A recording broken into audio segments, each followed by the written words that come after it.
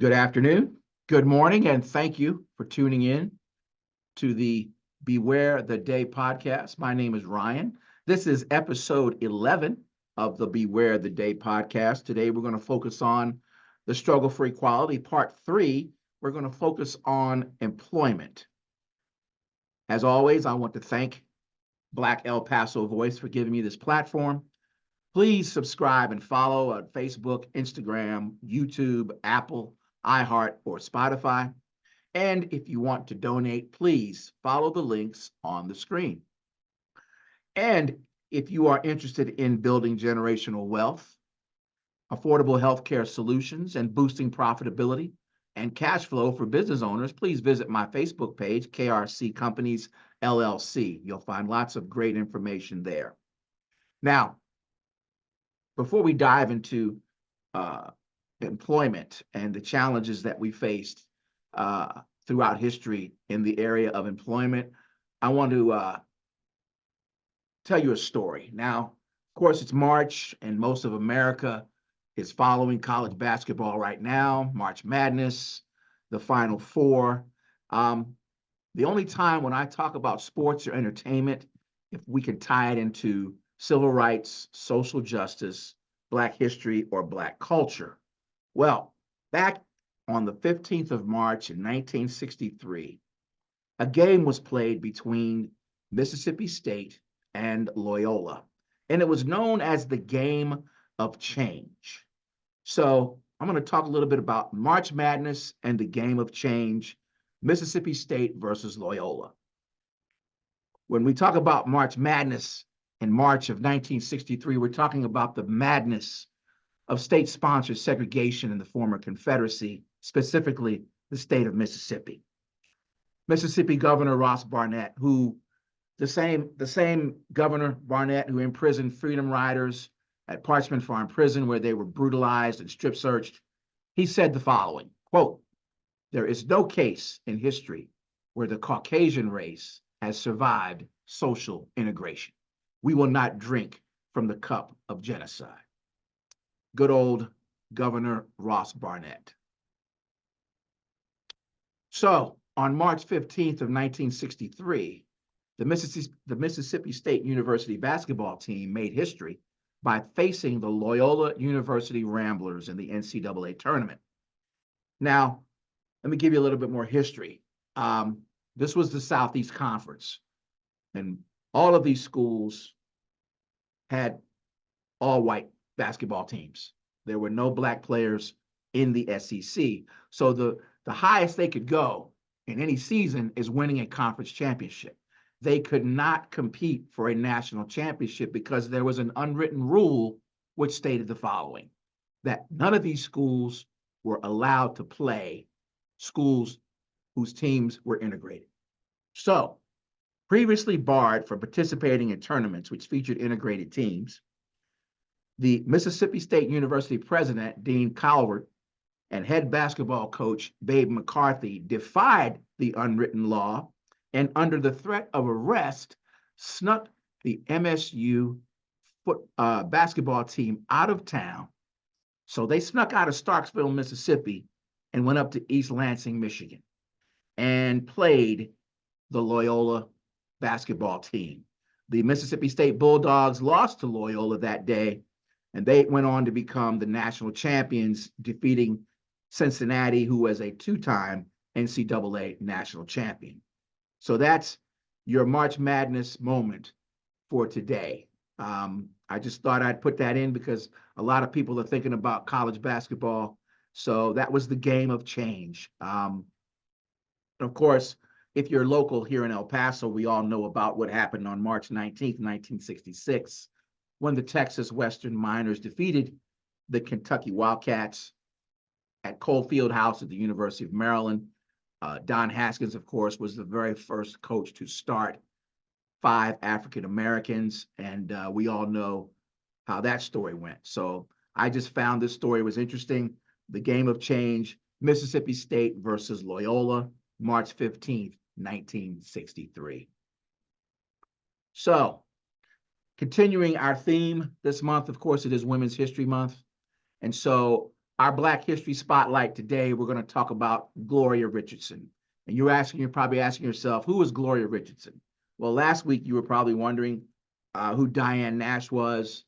And the week prior, you were probably wondering who was Fannie Lou Hamer. Again, I like to focus on the lesser known civil rights pioneers. Everybody knows Rosa Parks, but no one knows Gloria Richardson. Gloria Richardson was the first woman in the country to lead a grassroots civil rights organization outside of the Deep South. Mrs. Richardson's story began in Baltimore during the Depression.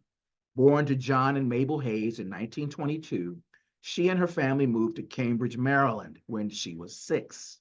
Her mother's family, the St. Clairs, were prominent and politically active.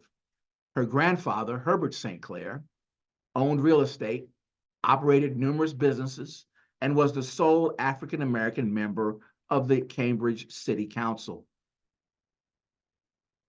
At the age of 16, Ms. Richardson left Cambridge to attend Howard University. She graduated in 1942 with a Bachelor of Arts degree in sociology and worked for the federal government during World War II. When the war ended, she returned to Cambridge.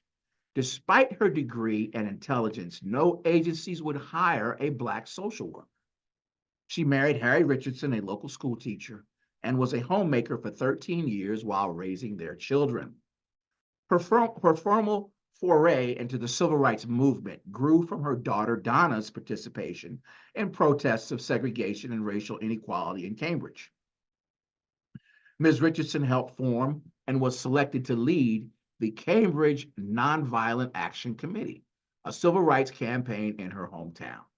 She advocated economic justice, demanding not only racial desegregation, but also good jobs, housing, schools, and healthcare. She was an early supporter of the use of violence in self-defense when necessary.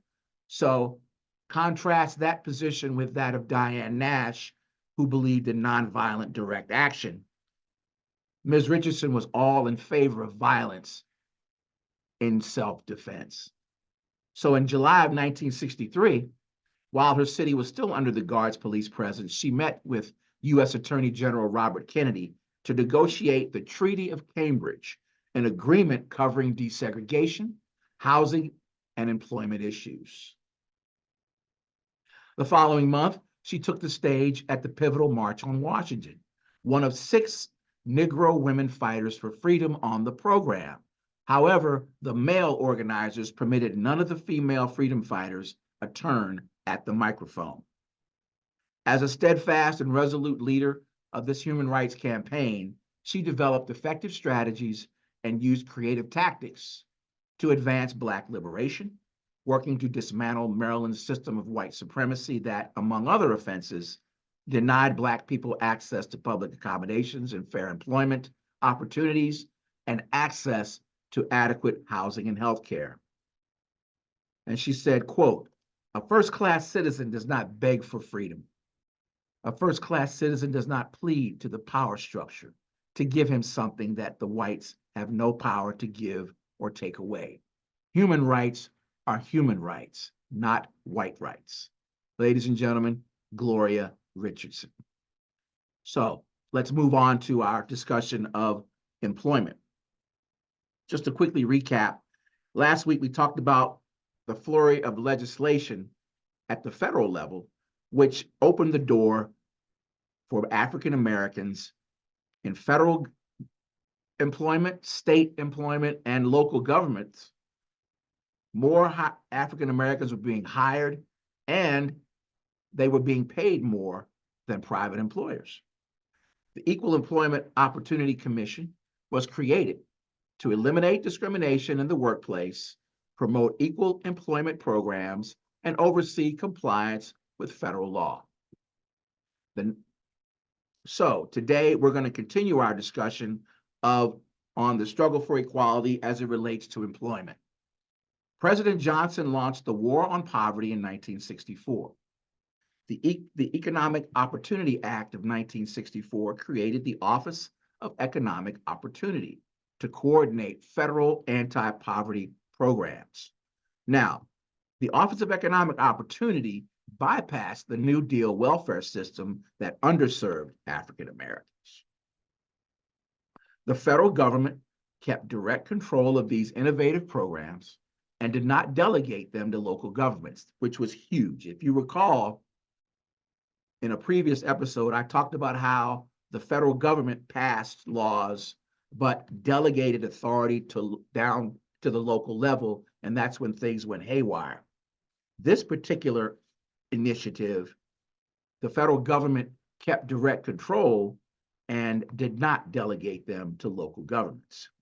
After the Watts uprising in 1965, the Office of Economic Opportunity began to focus on job training and adult education programs. Between 1964 and 1970, federal spending on job training increased from $200 million to $1.4 billion. The term affirmative action entered the American lexicon in 1968, when the Department of Labor coined the phrase to describe what unions had to do to get African Americans proportionately represented or else lose federal contracts. The EEO Amendment of 1972 applied only to the federal government, but it opened the door to a number of Supreme Court rulings that established affirmative action as a powerful legal concept that propelled African Americans into unions, technical jobs, and management positions that had never before been available to them. So, just to wrap up and preview, next week we will continue our discussion of the struggle for equality. We're going to talk about employment challenges during the Reagan administration. In closing, I want to once again thank Black El Paso Voice. Please tune in to Suite 915 with Curtis and Fedora and Real Talk with Marcus McCoy. Please support the podcast and visit the links on the screen. And this is Ryan, once again, reminding you that Black History Month is from January 1st through December 31st. Take care and have a great day.